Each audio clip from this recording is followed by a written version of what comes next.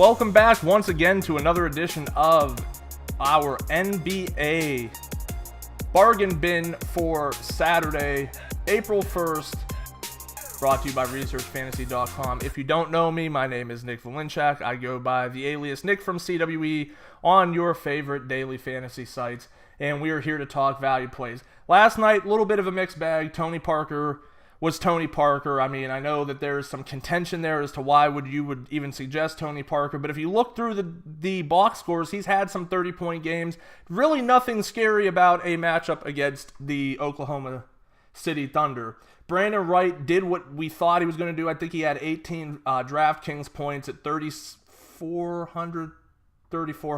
Not a killer, but again, not great. Just really not used too much. They preferred Zach Randolph tonight. I'll take it. Again, it wasn't a lineup killer. But Jonas Valanciunas, 5% ownership, absolutely inexcusable. It was very clearly a good matchup, and everybody's been rolling Miles Turner. It almost doesn't make sense to just get off of somebody just because in other situations that had no similarities to this one, he wasn't used. So 5% ownership in 60% of my tournament lineups worked out very well for me last night.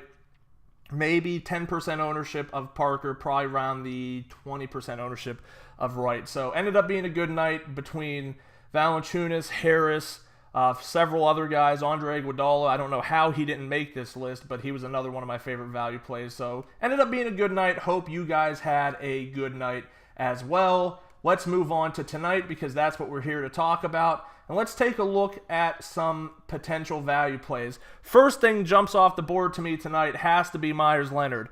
Warning, he's horrible. He is not a good basketball player. However, he's probably going to get the minutes that Jusuf Nurkic is losing. The team's down Ed Davis, so they really are thin in the front court. He's priced at minimum price on DraftKings. That's the only site I have open for reference. Needing 15 to 18 fantasy points to come through. He is a risk.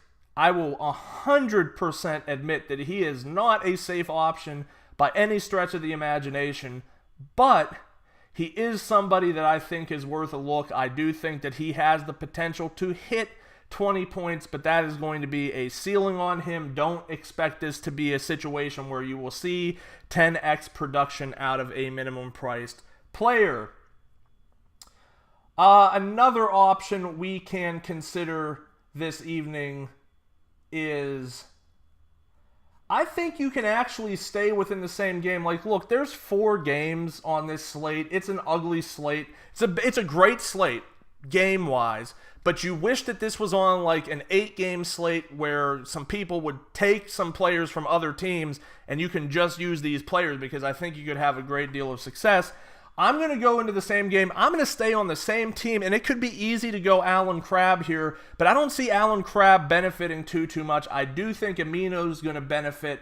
I think he's worth a look as well. But Moe Harkless really came through last game. His price has dropped very much from where it was at when he was on a bit of a hot run there. 4,300 on DraftKings. Even if you live and die by the 6x rule, you're looking at 25, I think maybe 25.8, something in that vein. That's not something that he's not capable of doing. We know that Phoenix is absolutely horrible. He's going to have every opportunity for steals, blocks, rebounds. I think he could put together a good game. I hate to give you 2 guys within the same game, but you're losing 32 minutes of time, not to mention some pretty good production, and someone's going to have to pick that up. Harkless is a guy I think they could play at the 3 or the 4 if they need to, so I expect him to soak up some extra minutes. I also expect them to play some pretty small ball tonight.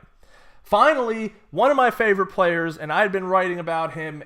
He might have been in the first video we did. I know he was in the first actual podcast that we did that I stopped until probably after the draft, but Skal Labissiere, he's 4,500 on DraftKings. Sacramento traveling to take on Minnesota. I think you're looking at about 30 to 32 minutes of run for Skal. They're really trying to develop him. Yes, there is definitely a situation where he could get in some foul trouble here, but he's also a guy at 4,500 who could put together a pretty nice double-double for you. He's put together a number of games between 24 and 37 fantasy points. That's about what he's priced for, is that low end right there, 24. I'll gladly pay $4,500 for someone who could get me 24 with the upside being into the mid-30s. I think he will probably have to be relatively highly owned tonight just because of how the slate breaks down and guys, in pretty good matchups, and him still being forward eligible really allows you to fit him in any 3 slots in your DraftKings lineup. That'll wrap it up for our value plays. Once again, that's Meyers Leonard, Moe Harkless, and Skal Labissiere. Thank you very much for listening. Make sure to subscribe to our YouTube channel. Head over to researchfantasy.com. Sign up for our NBA mailing list. Follow us on Facebook. Follow us on Twitter at Research and Win, and join us again tomorrow.